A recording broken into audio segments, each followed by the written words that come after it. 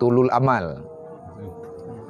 Olehnya yang kedua, jangan mengikuti hawa nafsu.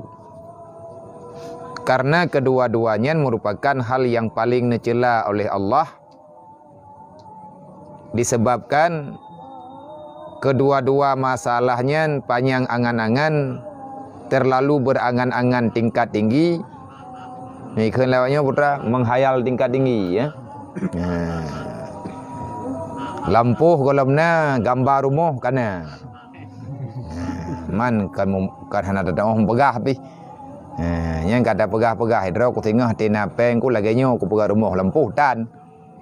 Nyan gekeun menghayal tingkat tinggi. Jelame kolamna kana rencana bulan madu. Darah baru kalau 4 bulan madu kamu ho nyan gekeun tulul amal, panjang angan-angan, panjang cita-cita. Itu adalah hal yang dapat membinasakan hakikat perjalanan getanyo tawo akhirat.